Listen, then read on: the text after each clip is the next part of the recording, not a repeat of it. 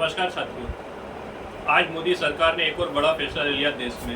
2000 के नोट आज बंद कर दिए गए। मुझे मोदी सरकार का और जो सत्ता में बैठे हुए नेता मंत्री जितने भी इनके कार्यकर्ता हैं, उनको एक बात समझ में नहीं आ रही है कि ये लोग एक इनकी गोदी मीडिया जो एक भांड की तरह काम कर रही है। जब मोदी सरकार 2000 के नोट लेकर आई थी तो बड़े बड़े इसके फायदे गिनाए थे इन लोगों ने कि इस नोट से 2000 के नोट से काला धन खत्म हो जाएगा, हम भ्रष्टाचार खत्म कर देंगे। ऐसे कई फायदे गिनाने वाली गोदी मीडिया आज नोटबंदी के भी फायदे बता रही है।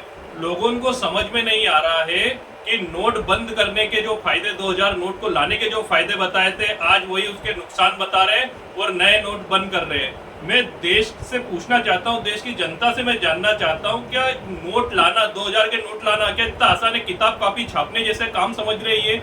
जब चाहे जब देश के नोट बंद कर रहे, जब चाहे जब जिस करेंसी को चाहे लागू करा जा रहा है इस देश के अंदर, बिना सोचे बिना विपक्ष की जानकारी में एक्सपर्ट हमारे देश में, बड़े से बड़े अर्थशास्त्री हमारे देश में मौजूद रहते हैं। पर मोदी हमेशा एक इगोइस्ट नेता की तरह काम करता है, एक तानाशाही की तरह ये सरकार हमेशा काम करती है। किसी से सलाह मशवरा विपक्ष को ये कुछ समझते नहीं है, खुद अपने फैसले लिए जाते हैं। आज उसी का खामियाजा पूरा देश भुगत रहा है, क्योंकि जो 2000 के नोट छापे गए थे वो सिर्फ एक कागज के टुकड़े नहीं, या किताब छापने जैसा या कोई पोस्टर बैनर या पेम्पलेट जैसा छापने जैसा काम नहीं होता है। करोड़ रुपए की डाई लगती है, करोड़ रुपए की मशीनें लगती है, दूसरे देशों से विदेशों से इसका इंपोर्टेड पेपर आता है, इंपोर्टेड शाई आती है, इतने हजारों कर्मचारियों की मेहनत लगती है, तब जाकर नोट छपता है और उसकी एक नोट की एक कॉस्ट होती है। उसके बाद जब हजारों लाखों की तादाद में ये नोट छप चुके हैं और अचानक उसको बंद कर देना ये कहते हुए कि काला धन इससे वापस आएगा, तो मैं मोदी सरकार से पूछना चाहता हूं कि पहले जो नोट बंद करे थे उससे कितना काला धन आया, आज तक सरकार उसके आंकड़े पेश नहीं कर पाई है। और ये जो भांड मीडिया है, भांड मतलब वो शब्द होता है जो राजा की चाटुकारिता करते थे और उन्हीं के कसीदे लिखते थे, उनको भांड कहा जाता था। आज के देश में जो मीडिया है वो भांड मीडिया के रूप में काम कर रही है। मोदी सरकार के इस फैसले को भी सही साबित करने में लगी है और उस फैसले को भी सही साबित करने लगी हुई थी जिसके आंकड़े आज तक देश को पेश नहीं हो पाए। और मोदी सरकार से मैं पूछना चाह रहा हूं कि इसके पीछे वजह क्या थी और इसके पीछे क्या है। अगर काला धन है तो आप तो पहले ही बोल चुके थे कि नोटबंदी के वक्त काला धन खत्म हो गया है, तो ये धन कौन सा धन है? और मैं दूसरी चीज आम जनता को बताना चाहता हूं कि फिर से मोदी सरकार इस देश को गुमराह कर रहे हैं। फिर से ये एक गलती छुपाने के लिए बार बार निरंतर ये गलतियां करे जा रहे हैं, क्योंकि ये नोटबंदियां जिनके पास काला धन था उनको सफेद करने का एक मौका है। सब सेटिंगों में लग गए, वापिस वही कमीशनों का खेल चालू हो गया है। सब अपने नोट बदलने के लिए वापिस वो कमीशनों के काम में लग गए। सबके नोट बदल जाएंगे और जो इन बड़े बड़े व्यापारियों के पास काला धन था वो एक सफेद धन में बदल जाएगा और हम किसी को पकड़ ही नहीं पाएंगे, किसी को सजा नहीं दे पाएंगे।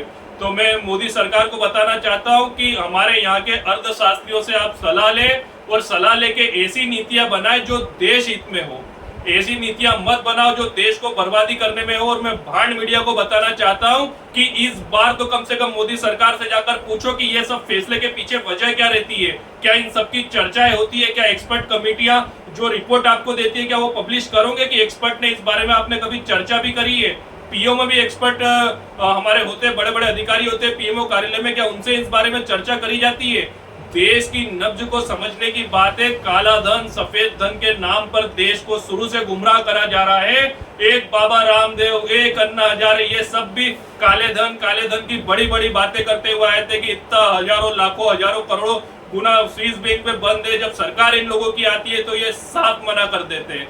तो सत्ता के लालच में देश की जनता के साथ खेलना और पूंजीवादी लोगों को फायदा पहुंचाना, क्योंकि हम किसी भी नीति के अगर आखिरी में जाएंगे तो वहां पर हम यही देखेंगे कि इससे फायदा अगर किसी को हुआ है तो पूंजीवादी लोगों को हुआ है, और किसी को सबसे ज्यादा नुकसान हुआ है तो देश की गरीब जनता को हुआ है, जो 80% जनता इस देश में गरीबी रेखा के नीचे यापन कर रही है। मरण उन्हीं लोगों का हो रहा है। ये सब स्कीमें मुझे लगता है चुनाव के पहले पूंजीवादियों की सरकार है।